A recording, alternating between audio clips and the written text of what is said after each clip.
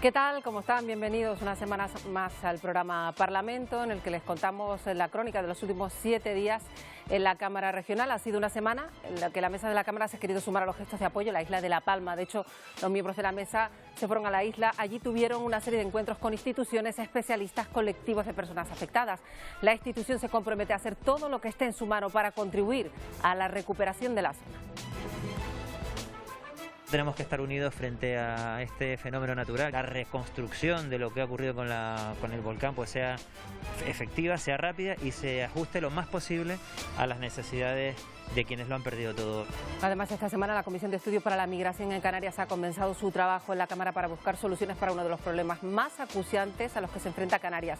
Varios expertos han intervenido, han aportado su perspectiva de trabajo con personas migrantes, especialmente con menores que están a cargo de la comunidad autónoma. Una comisión que durante las próximas semanas analizará la situación de la migración en Canarias, justo en el momento en el que se ha reactivado la peligrosa ruta migratoria hacia Canarias. En esa comisión ha hablado también un representante de Salvamento Marítimo que mostraba imágenes inéditas de rescates efectuados por la Salvamar. Reclamó más refuerzo para los profesionales, imágenes sobrecogedoras que revelan de qué manera se ven desbordados desde hace meses por la situación que se vive en nuestro archipiélago. Los datos globales de la violencia de género infligida a mujeres con discapacidad son absolutamente aterradores, lo dijo la propia consejera de Asuntos Sociales en comisión. Por esa razón, la consejería ha emprendido la tarea de formar, entre otras acciones, la perspectiva de género de las fuerzas de seguridad. Y seguimos descubriéndoles curiosidades del Parlamento de Canarias. Hemos hablado con el arquitecto responsable de las obras de remodelación y ampliación sucesivas en la Cámara. Hemos hablado sobre esa inmensa fachada de cobre que cubre la parte más moderna, una de las más grandes de España, que adquiere ese tono verde característico del cobre que se buscó para destacar las esculturas y la parte más antigua. Luego lo vemos. Y vamos ya con la entrevista de la semana. Nuestro invitado, Ricardo Fernández de la Puente, portavoz del Grupo Mixto Ciudadanos. Hemos hablado sobre los asuntos más destacados de la semana en la Cámara Regional.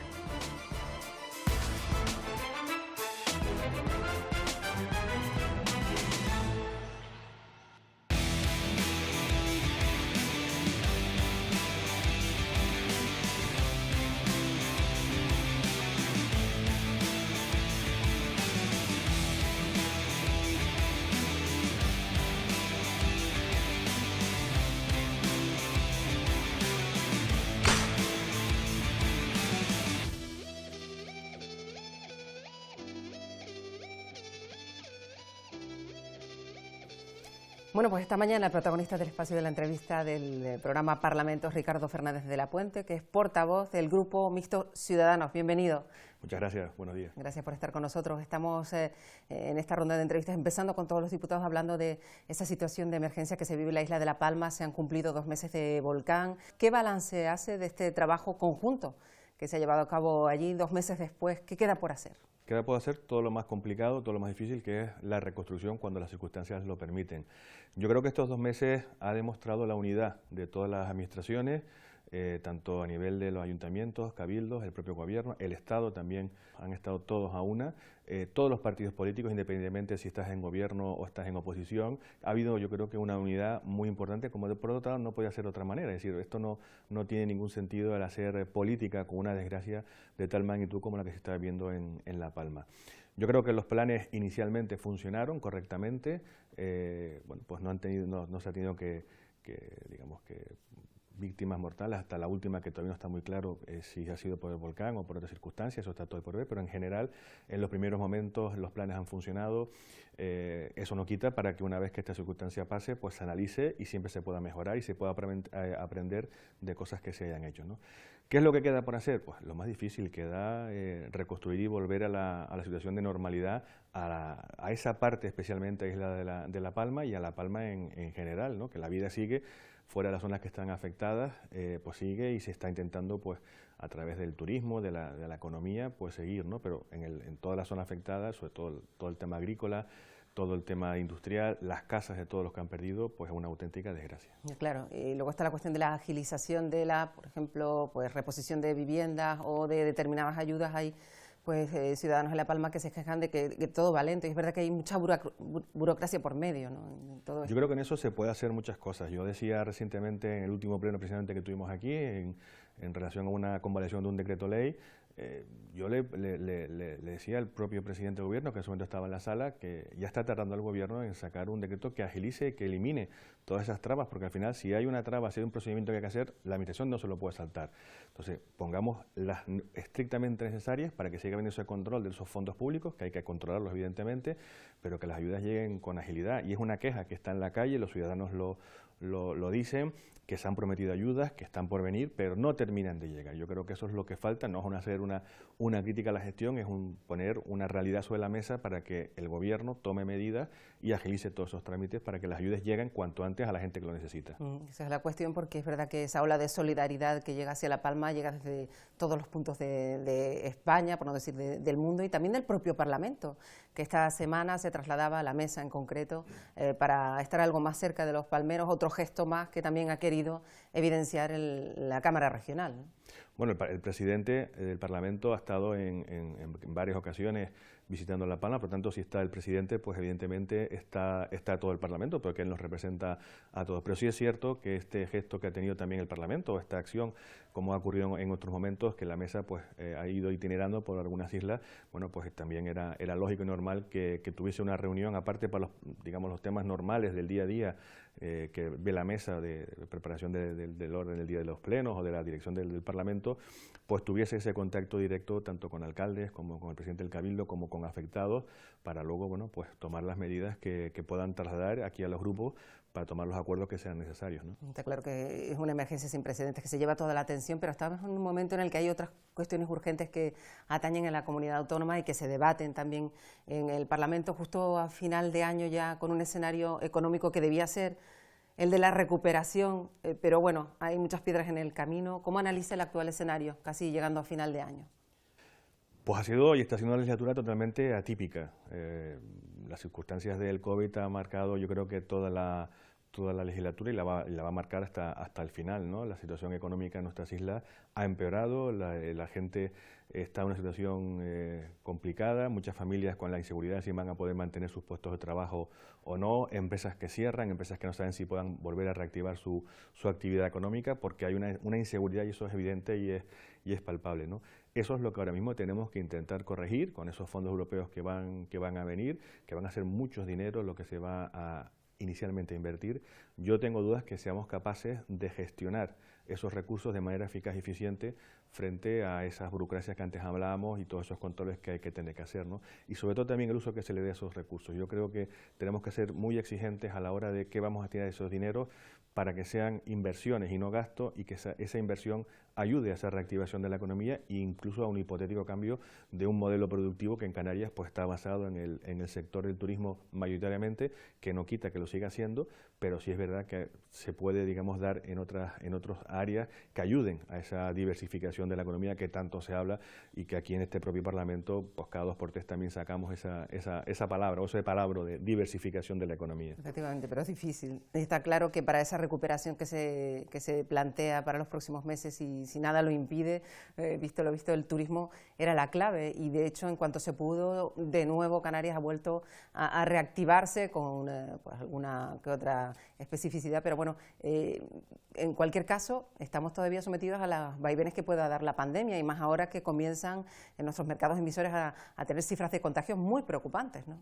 Sí, a ver, yo lo he dicho aquí en este Parlamento, tanto en comisión como en pleno, al gobierno, especialmente a la consejera de Turismo, que la reactivación del turismo no vendría hasta que llegásemos al invierno en el que estamos, y siempre dependería de las condiciones. Ahora mismo en el Reino Unido hay un problema en cuanto al índice de contagio. Hemos visto cómo eso se ha trasladado a un destino como es Benidorm y que se ha descontrolado. en Canarias se están incrementando también los índices de contagio, no por el turismo, sino por la actividad normal y por la falta de controles, ¿no? Yo creo que nos estamos jugando mucho y es importante el mantener los controles. Yo creo que todos nos hemos adaptado a ellos, a llevar la mascarilla, al tema de lavarnos las manos, a guardar la distancia. Y si hay que enseñar que estamos vacunados, pues se enseña y no pasa nada. Yo creo que eso es importante porque nos estamos jugando la economía y el devenir, porque las ayudas pueden llegar puntualmente, pero no te solucionan una economía. Está claro que es el debate de la semana, no solo en España, en Canarias evidentemente, sino en Europa, el hecho de tener que volver a exigir determinados documentos, como puede ser el famoso pasaporte, que ahora ha decaído un tanto porque las cifras estaban bien y ahora que vuelve a preocupar la situación, debe ser la solución, debe ser lo primero que se debe adoptar. Si nos fijamos en los medios de comunicación, el tema del COVID ha pasado ya a la cuarta o la quinta noticia del día, ya no es noticia, ya no lo hemos... Bueno, ahora vuelve otra vez, ¿no? Sí, volviendo, lamentablemente. Claro, es que nunca desapareció. Entonces, yo creo que se pida el pasaporte COVID, que se pida una serie de medidas, que se ponga una serie de medidas de control y de seguridad para todos, yo creo que es positivo y que nadie se tiene por calmar, porque va en beneficio de todos, sino todo lo que hemos hecho durante todos estos meses, pues lo tiraríamos por la borda, ¿no? Y creo que ese trabajo y ese esfuerzo de toda la sociedad canaria, de toda la sociedad española, no se puede tirar por la borda por levantar unos controles que, por otro lado, insisto, creo que todos los tenemos interiorizados y que no tienen mayor trascendencia. El caso es que el mercado turístico mundial ha pasado por unas circunstancias extraordinarias. Yo no sé si los especialistas en turismo, como es su caso, se pudieron alguna vez imaginar algo como las imágenes que vimos hace unos meses, como aeropuertos vacíos en Canarias, como totalmente cerrado el negocio turístico, nada menos que es el que más mueve economía en toda Europa. ¿Qué se debe aprender a partir de ahora y cómo puede cambiar el turismo? Bueno, lo que hemos tenido a nivel mundial ha sido un cero turístico, es decir, como a veces se habla de un cero energético, pues esto ha sido un cero turístico. El turismo se ha parado completamente y el turismo, cuando hablamos de turismo, no solamente hablamos de los hoteles, que es lo que primero se nos ve en la mente, sino todo lo que está alrededor, ¿no? Toda esa industria pues, de rentacar, de excursiones, de restaurantes, de comercio, etcétera, etcétera, ¿no? ¿Qué se puede aprender? Bueno, pues que el tema de la salud es un tema muy, muy importante y muy delicado y que hay que intentar no solamente decir que somos un destino seguro, que lo somos porque ponemos los medios, sino ser consecuentes y adaptar que el mundo ha cambiado a partir del COVID y que habrán a partir de ahora unas normas que tendremos que cumplir. Eso es lo que hay que sacar de... Porque esto, insisto, yo creo que esto pasará mucho tiempo hasta que verdaderamente desaparezca del todo y no quede ahí latente pues alguna cepa, como ahora hay una nueva cepa, que dicen que es mucho más peligrosa que la anterior, más contagiosa, y por eso están incrementándose los contagios, ¿no? Yo creo que de eso se ha aprendido, ha cambiado también la forma del mundo de los cruceros, por ejemplo, que han bajado sus ocupaciones, la gente no quiere estar encerrada en un sitio, las terrazas han ganado espacio frente a los interiores de los locales, preferentemente todos queremos comer fuera si podemos antes que comer dentro, y eso, bueno, pues se está llevando, el tema de los bufetes en los hoteles también ha cambiado, a la hora de servirte, no servirte, en fin, han sido muchos pequeñitos cambios que han hecho que la industria turística, que siempre es adelantada y siempre se adapta muy rápido, pues lo haya acogido desde el primer momento y dé esa seguridad que el cliente, que el turista, pues demanda cuando está de vacaciones. Hay muchas cuestiones que son urgentes en el Parlamento en este último tramo del año, por ejemplo, los presupuestos generales de la comunidad autónoma, que ya están debatiéndose, analizándose, cada uno de los grupos van elaborando sus enmiendas. El Gobierno asegura que, pues, como siempre, ¿no?, que muestran un firme compromiso social con los servicios públicos esenciales. ¿Ustedes han sido más críticos al respecto? Bueno, a ver, yo no he escuchado nunca a ningún gobierno que cuando presente unos presupuestos diga que son los mejores presupuestos posibles, los más sociales, los más que van a desarrollar la economía, y luego están los hechos que demuestran pues si es así o no es así. Yo creo que este presupuesto era mejorable, yo creo que hay mucho de seguir las mismas políticas, las mismas recetas del pasado. Bueno, es la decisión que toma el gobierno y los grupos que apoyan al gobierno frente a un problema muy complicado, muy complejo, y en el que el gobierno ha tenido, y esto yo creo que sí es excepcional, hay que resaltarlo, el apoyo de la oposición en todas las medidas que ha tomado, prácticamente en todas, diría, ha habido unanimidad en esas medidas que el gobierno en cada momento, con la información que ellos manejaban, decía que había que tomar. Con respecto al presupuesto, desde Ciudadanos lo que vamos a hacer es presentar enmiendas parciales a algunos aspectos concretos, buscando mejorar aquellas cosas que sobre todo en algunos municipios, algunas cosas de política en general, como pueden ser ayudas a los empresarios y a los autónomos, pues podamos presentar y que nos admitan, porque aquí lo importante no es ser efectista sino efectivo, sino saber que hay que ser consecuentes, que el presupuesto no se va a cambiar de la noche a la mañana por las enmiendas que podamos presentar a la oposición, sino cosas concretas que se puedan mejorar, que se puedan afinar y que el gobierno y los partidos que lo apoyen pues no lo quieran aceptar. Están los presupuestos de Canarias y luego los presupuestos generales del Estado, de los que al fin y al cabo dependen también los de la comunidad autónoma, que se están también tramitando en ambas cámaras en Madrid, pero ¿cómo los valoran desde Canarias, desde Ciudadanos? Porque echan de menos también esa partida para La Palma que señalan otros grupos. Todos los gobiernos hablan de La Palma, de las medidas, pero luego no están escritas en una línea con una cantidad al lado. Pasa también en los presupuestos de la comunidad autónoma. Hay 100 millones disponibles, pero 100 millones que habrá que sacar de otro sitio del presupuesto. No está como tal esa partida. A nivel del presupuesto del Estado, creo que era necesario que hubiese partidas específicas, concretas, que luego se desarrollen para que sepamos de qué cantidad estamos hablando. El dinero no es infinito, por supuesto, pero sí que creo que sería necesario. Yo he hecho en falta quizás un mayor grado de cumplimiento de los presupuestos del Estado con Canarias y con su régimen económico y fiscal. Ahora estamos en un momento en que se está debatiendo la financiación de las comunidades autónomas y parece que ahí también el gobierno pues nos quiere hacer un quiebro, ¿no? Y sacar o incluir nuestro REF dentro de esa financiación que ya estaba sacado fuera y que yo creo que ha sido un acierto de los anteriores gobiernos y de los anteriores dirigentes que han estado en ese tema, el sacarlo, ¿no? Nosotros tenemos unas condiciones reconocidas y luego queremos tener lo que tienen todo el resto de las comunidades autónomas. Hay otros asuntos urgentes que desde luego, y como usted decía, a cuenta del COVID, van quedando desplazados lamentablemente. El tema de la migración irregular en Canarias es un problema terrible que se ha acentuado además al final de año. Estamos contando muertos prácticamente de forma diaria y precisamente el Parlamento se compromete con una comisión de estudio en el que han comparecido expertos. La de esta semana en particular ha sido sobrecogedora por el testimonio de una persona que trabaja con migrantes menores y también por una persona que trabaja en salvamento marítimo. Ha llamado mucho la atención las palabras y las imágenes que usted mismo reaccionaba en esa comisión, sobrecogido como el resto de diputados y personas que vimos esa comisión, ¿no? La verdad es que yo creo que era un tema necesario crear esta comisión para intentar sacar conclusiones hacia futuro de medidas que se pueden desde el punto de vista de nuestras competencias a nivel de Canarias. Pero concretamente lo que comenta el salvamento marítimo, la verdad es que ha sido sobrecogedor.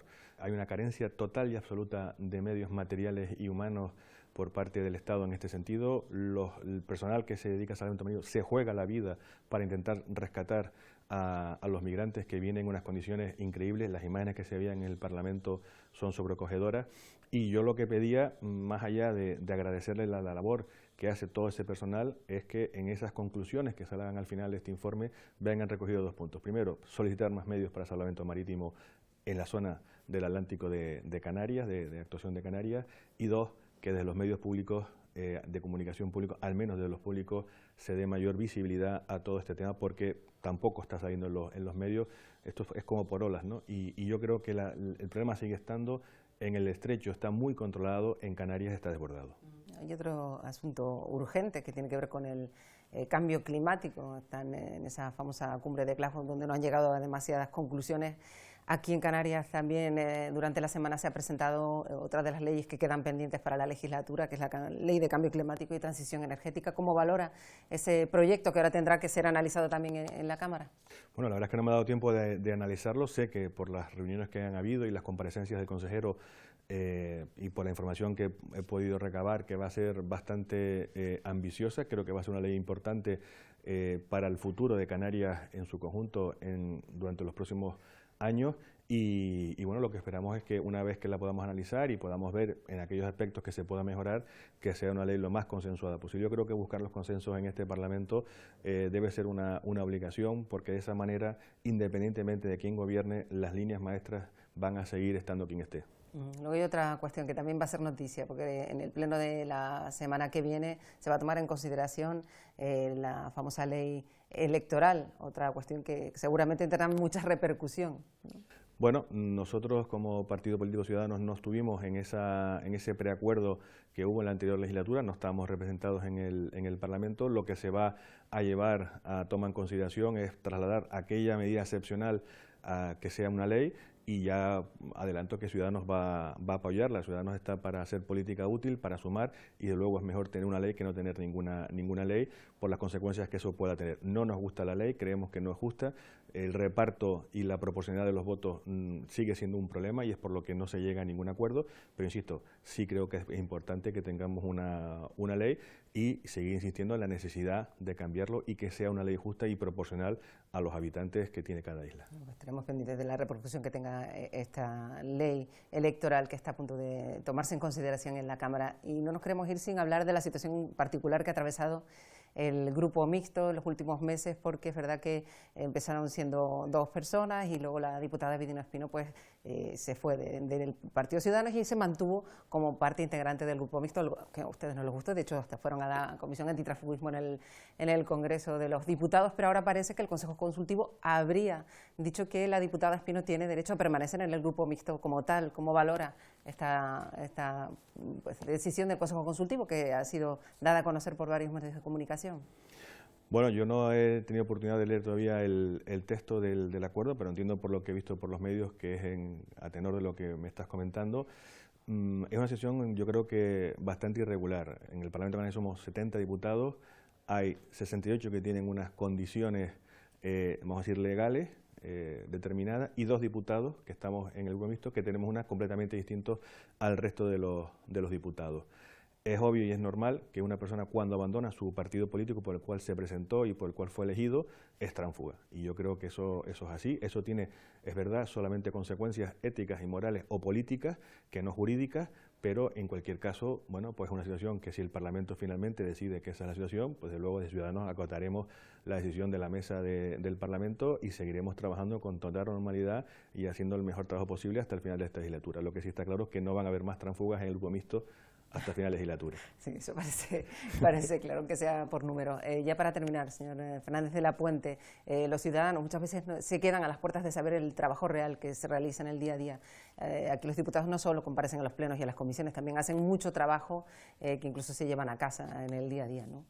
Sí, hombre, la labor del Parlamento es, yo creo que no se haga, incluso los fines de semana. En mi caso, por ejemplo, pues tengo que preparar, dado pues que eso que pues soy un diputado solo y estoy en muchísimas comisiones, mucho más que en otros grupos más con mayor número de diputados, pues las intervenciones en el pleno, pues el próximo pleno del martes creo que tengo, no sé si son 9 o 10 intervenciones, y eso es cada 15 días, más luego las 7 o 8 comisiones en las que estoy, más luego pues el atender pues aquellas reuniones que me piden colectivos, grupos, ciudadanos. Ese es un trabajo que no se ve, pero que hay que hacer si uno quiere hacer su trabajo, bueno, pues correctamente y con la responsabilidad que uno tiene que tener cuando es miembro de uno de los 70 diputados de este Parlamento. Bueno, pues, Ricardo Fernández de la Puente, portavoz del Grupo Mixto Ciudadanos, gracias por atendernos esta mañana. Muchas gracias. Hasta una próxima ocasión.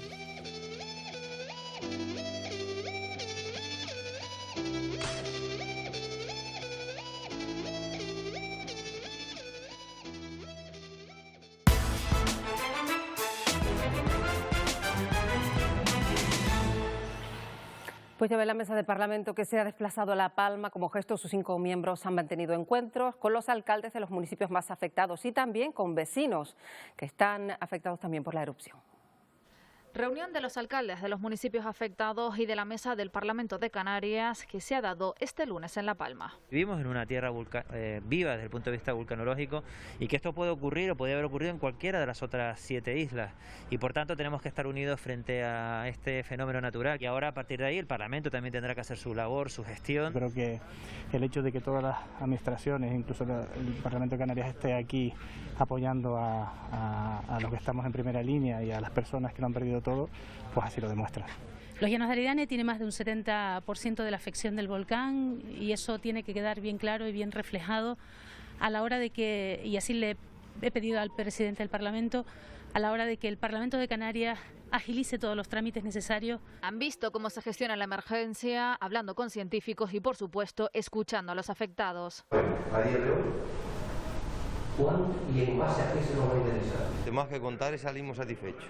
Y sobre todo oyéndonos como afectados que somos, que es lo importante de todo esto. Y que las decisiones que se vayan a tomar pues cuenten con nosotros, que somos los primeros afectados. En un momento de emergencia, es cierto, pero tenemos que tener ilusión. Tenemos que saber lo que vamos a hacer con nuestras vidas mañana. y aseguran que lo peor es su situación psicológica y no la económica. Además, los integrantes de la mesa del Parlamento también mantuvieron una reunión con el presidente del Cabildo, con Mariano Hernández Zapata. Se han comprometido a crear una comisión de expertos para ayudar a los damnificados y además, aparte de la donación de 200.000 euros ya entregada por la Cámara, van a sumar otra de 300.000. En total, medio millón de euros que va a donar el Parlamento de Canarias para ayudar a la isla. Tenemos que ser valientes a la hora de tomar decisiones nuevas, innovadoras para un fenómeno que nos ha tocado vivir, que es nuevo para nosotros. El Parlamento es clave y absolutamente necesario para avanzar en esa respuesta, avanzar en ese luz al final de este duro trance volcánico y bueno, creo que es el momento también de que en el Parlamento se trabaje por la isla de La Palma. Además, el consejero de Hacienda ya tiene el cálculo total de los costes del impacto del volcán de La Palma. Se cifra en más de 900 millones de euros. A partir de ahora, trasladarán la petición de ayuda hacia Europa. 906.804.903,72 euros el daño que ha evaluado el Gobierno de Canarias de la catástrofe en La Palma por ahora. Sí le digo, señoría, que los recursos europeos, imagínense que se concluyeran 1.000 millones, aspiraremos al 2,5% del daño, es decir, a 25 millones. 9.000 dependientes siguen esperando en Canarias por una plaza en residencias. El Gobierno ha confirmado que todos los solicitantes de ayuda están cobrando su prestación. Una herramienta informática en la que se trabaja va a agilizar a partir de ahora los expedientes. Hay 15.000 beneficiarios reconocidos de prestaciones económicas vinculadas a la dependencia en Canarias y todos cobran. Es el dato ofrecido por el Gobierno de Canarias, que sí admite la existencia de listas de espera para una residencia por el histórico abandono de las políticas sociales en el archipiélago. Los expedientes por el suelo, que no estaban registrados, cajas enteras de expedientes, 5.000 expedientes.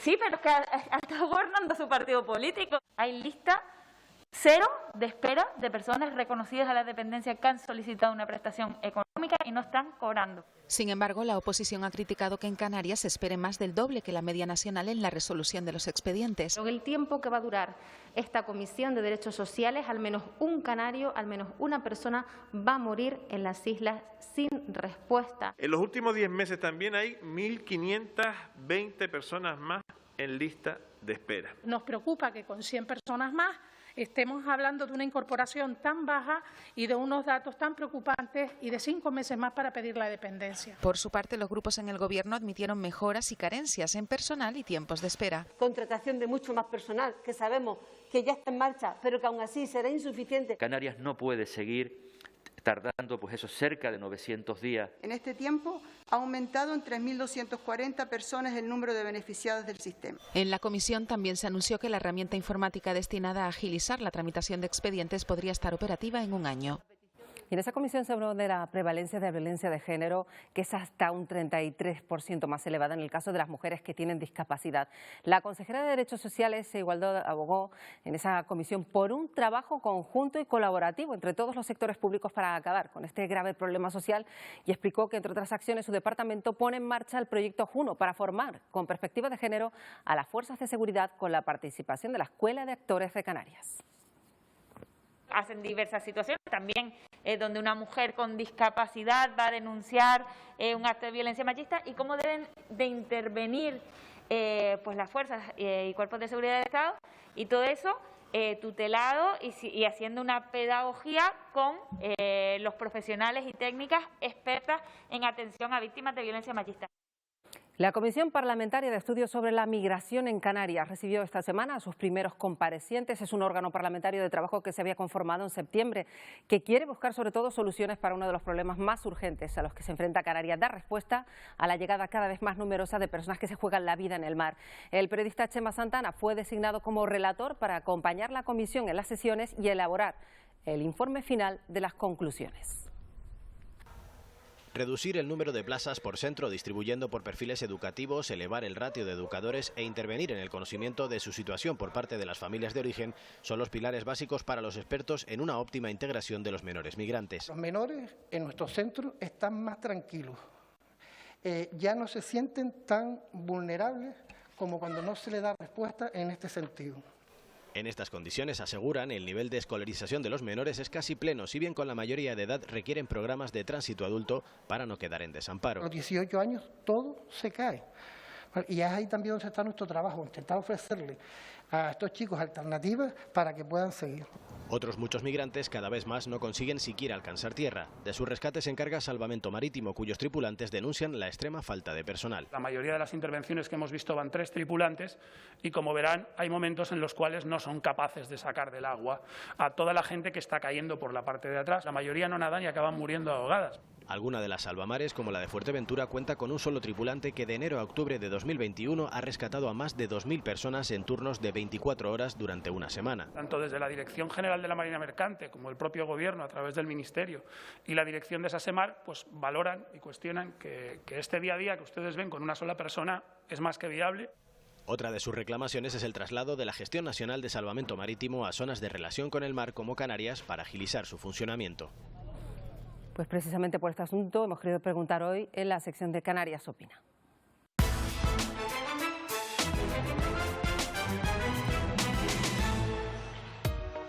Son más de 18.000 las personas migrantes que han llegado a Canarias solo en 2021, un 9% más que hace un año. La ruta atlántica se ha cobrado casi 2.000 vidas solo en el primer semestre. Los centros de acogida, que dependen del gobierno central, vuelven a mostrar signos de desbordamiento y las condiciones de vida en ellos han sido denunciadas por migrantes y asociaciones. Mientras el gobierno regional responsable de los menores agiliza las derivaciones a otras comunidades y reclama mayor solidaridad y un reparto equitativo. Los expertos aseguran que debe atajarse en el origen, pero también que luchar contra el tráfico de personas no tiene sentido si se siguen manteniendo las estructuras de las que se alimentan, por lo que exigen vías migratorias regulares y seguras. Por eso queremos preguntarles a ustedes, queremos saber qué opinan, cuáles consideran que son las soluciones urgentes que debe abordar Europa y el Estado español. ¿Se puede frenar un problema estructural que afecta a tantas regiones de Europa y del mundo? Para mí, invertir en esos países, ¿no? O sea, mejorarles la calidad de vida de ellos y posibilitar a esa gente por medio de toda la Unión Europea para que se creen pues unas condiciones de llegada a Europa que sean pues más dignas. Cuanto más ayuda reciban en su país, menos necesidad tendrán de venir para aquí. Que esos países pues colaboraran con sus propios habitantes, en darles un lugar seguro cuando hay guerra, darles seguridad. Cualquiera no abandona a su vivienda o de donde proviene por el simple hecho de decir me quiero ir de allí. Se podría invertir ese dinero en que ellos tuvieran trabajos allí y explotaran sus propios recursos. Yo creo que tiene mucha riqueza, pero se la merecen que ellos la gestionen, no la gestionemos nosotros y luego no los dejemos entrar.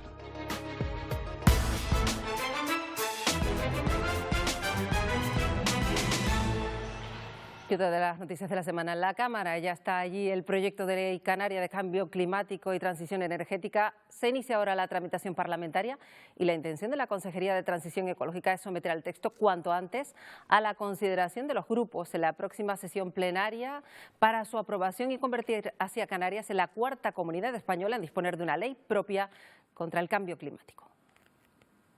Un texto complejo, pero evidentemente es un texto que necesitamos y precisamos, ya que tenemos el resto de instrumentos que dependen de la Ley Canaria de Cambio Climático para su día a día, lo que es la acción y lo que es la estrategia, que ya están elaborados. No podremos desplegar su efectividad hasta que no tengamos esta ley aprobada. Ya la base que presentamos es el texto más ambicioso de los que no solo están aprobados, sino de los que se están trabajando, e incluso más ambicioso que la propia normativa estatal. Además, en las comisiones del viernes se abordaron otros asuntos como la gestión de las ayudas tras la crisis pandémica para las pymes o la gestión del Gobierno de Canarias de la deuda de la comunidad autónoma. Desde la oposición nacionalista se transmitió la preocupación por la recuperación económica y las ayudas públicas por la pandemia gravadas con impuestos. Ni una sola medida de alivio fiscal. Ustedes siguen cargando los impuestos sobre los que lo tienen más difícil, sobre los que cada día hacen los esfuerzos mayores. Hay ayuda a las pymes, a los autónomos y a las empresas. En la época anterior, en la crisis que gestionaron ustedes, subida de impuestos, recorte de servicios públicos y ni un solo euro de ayuda. El Grupo Popular incidió en las consecuencias para la recuperación del alza del precio de la electricidad y reclamó que se consideraran sus iniciativas de reducción del IGIC en la factura. Y le pedíamos que bajara el IGIC del 3% al 0% a los hogares, a los negocios, a las pymes, que tienen potencias contratadas instaladas mayores de 10 kilovatios hora. Eliminando los impuestos a la electricidad no se corrige el problema de la subida abusiva de los precios de la producción del megavatio de energía. Eso tiene mucho que ver con los mercados. Respecto a la deuda pública de la comunidad, cuestionado por parte de los grupos de gobierno, Rodríguez anunció una reducción de 80 millones en intereses para el próximo año, que se destinarán a políticas sociales. El 20 de noviembre se ha celebrado el Día Mundial de los Derechos de la Infancia y esta semana en el Parlamento, junto a 5 municipios, se ha suscrito el compromiso de UNICEF para convertirse en ciudades amigas de la infancia. Así que Las Palmas de Gran Canaria, La Orotava, Tegueste, Breña Baja y La Oliva suman ya 15 gobiernos locales los que se comprometen a trabajar codo a codo con esta ONG para salvaguardar los derechos de los más pequeños. Tenemos que dar voz a esos niños, tenemos que darle esa oportunidad a los niños y niñas que no la tienen por haber nacido o crecido en una situación de mayor fragilidad que otros. Bueno, si hay algo que distingue la parte nueva del Parlamento de Canarias es ese color verde de la fachada de cobre, una fachada que se inauguró junto a la ampliación del edificio en el año 1990. Hemos hablado con el arquitecto responsable de la elección del material y de todas las obras de remodelación del Parlamento a lo largo de su historia. Hace más de 30 años que esta llamativa fachada corona el Parlamento de Canarias desde su última ampliación. Contrasta su estilo moderno cubierto en cobre, material elegido de forma intencionada por su arquitecto. Que este edificio se monta sobre una parte de historia, que son las 2 plantas bajas, que son un edificio a conservar, y lo que es el futuro, que es la elevación y la altura del resto del edificio hasta verlo. Y este es un material que une las 2 transiciones históricas a la perfección. El cobre es tan antiguo como la historia de la humanidad y es tan moderno como que es un material que hoy en día es de los más costosos del mundo de la construcción. Su característico enrejado le aporta además propiedades prácticas como evitar el ruido o las altas temperaturas. Es respetuoso con el medio ambiente, disipa el calor y difumina la luz y a su vez genera una fachada neutra.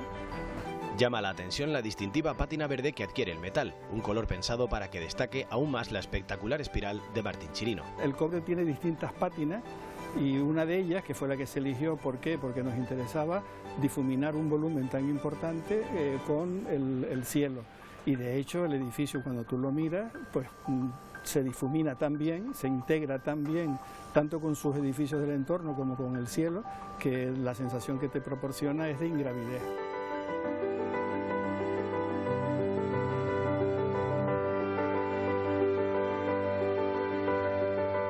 Pues mirando esta fachada de cobre del Parlamento, nos despedimos por hoy. Pasen una feliz semana. Les esperamos de nuevo en 7 días. Adiós.